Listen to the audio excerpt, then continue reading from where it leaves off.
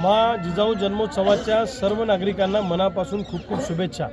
आज सकाळी 5-5:30 वाजता आम्ही सिंदखेड राजाला राजवाड्यावर आलो।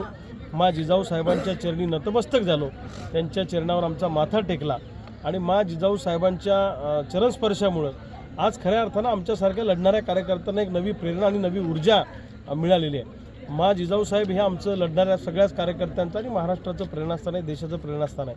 आज महाराष्ट्रातला शेतकरी मरणाच्या दारात उभा आहे, दुष्काळाने महाराष्ट्र हुरपळतो आहे आणि राज्यकर्ते मात्र शेतकऱ्याकडे दुर्लक्ष करतायत, अशी सध्याची अवस्था आहे। गेल्या अनेक दिवसांपासून महाराष्ट्रातला शेतकरी रस्त्यावर आहे, आंदोलन करतोय, लढाई करतोय, परंतु राज्यकर्त्याकडून दुर्लक्ष होत आहे। या लढाई करणाऱ्या शेतकऱ्यांना एक बळ आजच्या या मा जिजाऊ साहेबांच्या दर्शनाने मिळालं आणि राज्यकर्त्यांना मा जिजाऊ साहेबांनी सद्बुद्धी दिली पाहिजे, त्यांच्या डोक्यात थोडा तरी प्रकाश टाकला पाहिजे की शेतकऱ्यांचं भलं झालं पाहिजे, शेतकऱ्यांकडे लक्ष दिलं पाहिजे, अशी प्रार्थना त्यांच्या चरणी आज केली।